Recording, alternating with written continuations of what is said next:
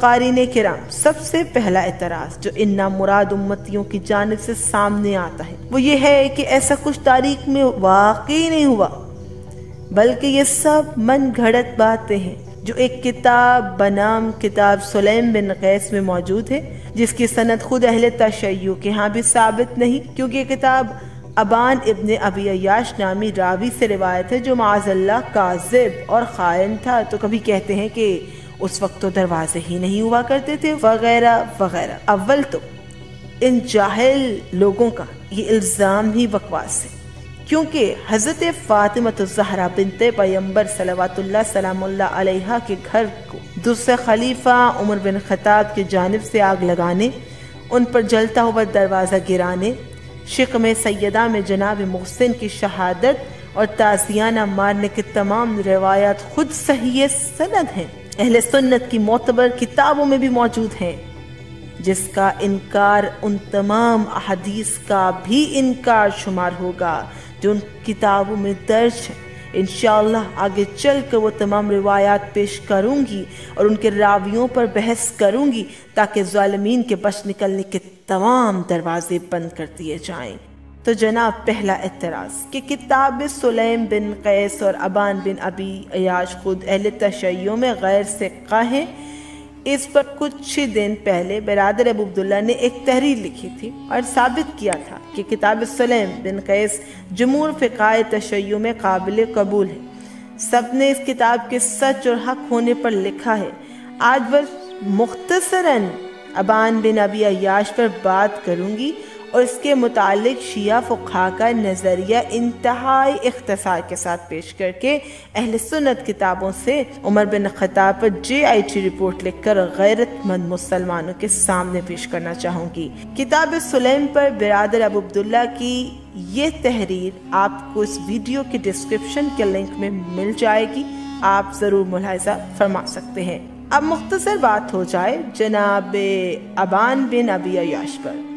تو محترم قارئین، اہل سنت علماء کی مجبوری ہے کہ ایسے راوی کو کیسے قبول کر سکتے ہیں جس نے وہ تمام روایات نقل کی ہیں جس میں مولائے کائنات علی ابن ابی طالب علیہ السلام کی ولایت و خلافت کو ابو بکر و عمر کا غصب کرنا، جناب سیدہ کے گھر پر عمر کا حملہ، جناب محسن کی شہادت، ابو بکر کا فدق چھین لینا، ان اصحاب کا نام لے کر مذمتی روایات نقل کرنا جنہوں نے اہل بیت پر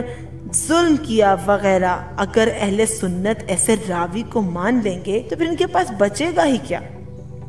تو آسان ترین حل یہی نکلا کہ اسے جھٹلا دیا جائے تاکہ ان سب سے جان چھٹ جائے۔ آپ تب حیران ہوتے ہیں جب اس راوی پر جراح کو پڑھتے ہیں کہ آخر یہ غیر ثقہ کیسے؟ جتنے بھی علماء اہل سنت ہیں سب نے جو اسباب لکھے وہ یہ ہیں کہ اس کا حافظہ کمزور تھا، یہ رافضی شیعہ تھا، متروک الحدیث تھا، لیکن عجیب بات یہ ہے کہ اس کے کردار کے بارے میں لکھا کہ وہ ایک نیک انسان تھا، جیسا کہ امام ابو حاتم رازی جو کہ مشہور اہل سنت عالم ہیں جیسے حافظ الحدیث کا خطاب بھی دیا گیا۔ یہ امام بخاری و مسلم کے زمانے میں تھا جس کی تصنیفات میں طبقات التابعین، کتاب الزینہ، تفسیر القرآن العظیم، علام النبوہ، الجامع فی الفقہ جیسی معتبر کتب شامل ہیں۔ ایسی معتبر کتب لکھنے والا تو یہی اہل سنت عالم ابو حاتم رازی اپنی رجالی کتاب الجرح والتعدیل میں اس بات کی گواہی دیتے ہیں کہ ابان بن ابی عیاش نیک آدمی تھا مگر اس کا حافظہ ضعیف تھا، جبکہ خود بڑے بڑے علماء اہل سنت نے اس راوی سے اپنی کتابوں میں احادیث نقل کی ہیں، جیسے امام حاکم نیشا پوری نے اپنی کتاب المستدرک علی الصحیحین میں اور خطیب بغدادی نے تاریخ بغداد میں وغیرہ وغیرہ، جس کے حوالہ جات آپ کو المستدرک علی الصحیحین جلد 4 صفحہ 317 حدیث رقم 8002 والخطیب فی تاریخ جلد 9 صفحہ 373 میں مل جائے گی۔ تو محترم قارئین، جیسا کہ آپ جانتے ہیں کہ آج بھی جو شخص ولایت علی علیہ السلام کا اقرار کرے، رسول اللہ کے بعد اہل بیت کو افضل جانے، مصائب اہل بیت بیان کرے، اس پر آنسو بہائے، آج بھی حضرات کائنات کا غلیظ ترین کافر شیعہ کافر کہتے تو نہیں تھکتے، تو ابان بن ابی عیاش کو کیوں کر قبول کریں گے؟ اب رہی یہ بات کہ ابان کو مرحوم آیت اللہ العظمی سید خوئی نے ضعیف شمار کیا ہے، تو بھائی وہاں پر آغا خوئی نے جراح مفصل نہیں کی بلکہ صرف ضعیف لکھا ہے۔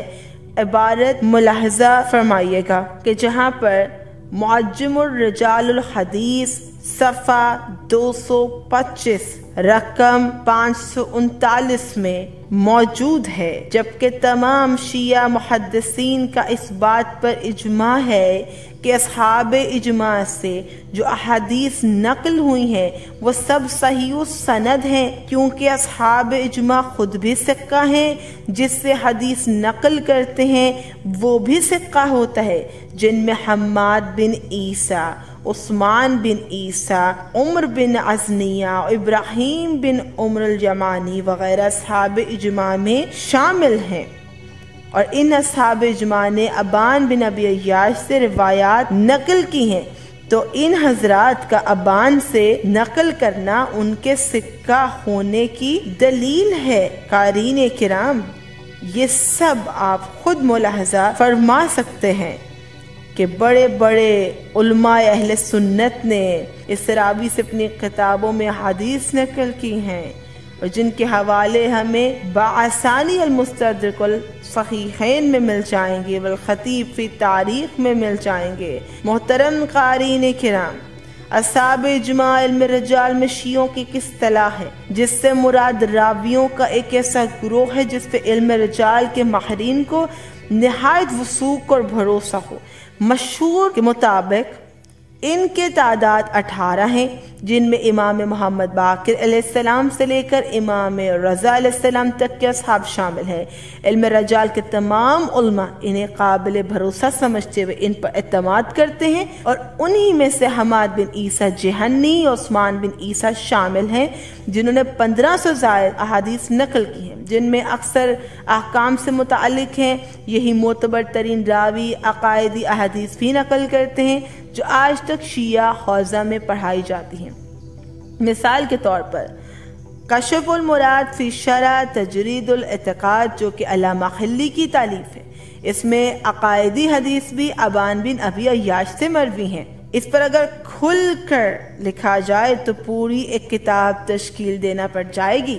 تو مختصر کرتے ہوئے یہ کہوں گی، ابان بن ابی عیاش کو جیسے علماء اہل سنت نے جھوٹا اور خائن لکھا ہے، ویسے ہی حماد بن عیسیٰ کو بھی یہ حضرات کذاب لکھتے ہیں۔ تو کچھ ہمارے شیعہ جو سطحی مطالعہ سے اخذ کر بیٹھے ہیں کہ ابان بن ابی عیاش ثقہ نہیں، تو ان کے لیے سب تھوڑی تفصیل سے ذکر کیا کہ فوری کسی نتیجے پر نہ پہنچ جایا کریں اور شیعہ مخالفین کے جھانسے میں نہ آ جایا کریں، جبکہ مرزا حسین نوری اور آیت اللہ العظمی مامقانی جیسے بزرگ علماء کے نزدیک ابان ایک ثقہ و صدوق راوی ہے، تو تحقیق کیا کریں، نہ کہ لوگوں کے جھانسے میں آ جایا کریں، مطالعہ کیا کیجیے۔ تو جو کچھ بکواس انجینئر محمد علی مرزا نے بات کو گھمانے کی خاطر ابان بن ابی عیاش کی جانب موڑی تھی، اسے میں اب اپنی جگہ پر لا چکی ہوں، اور آگے بڑھتے ہوئے فقط اہل سنت کتابوں سے دفاع مظلومیت بی بی زہرا شروع کرتی ہوں، تاکہ تمام اہل سنت علماء و عوام کے لیے قابل قبول ہو سکے۔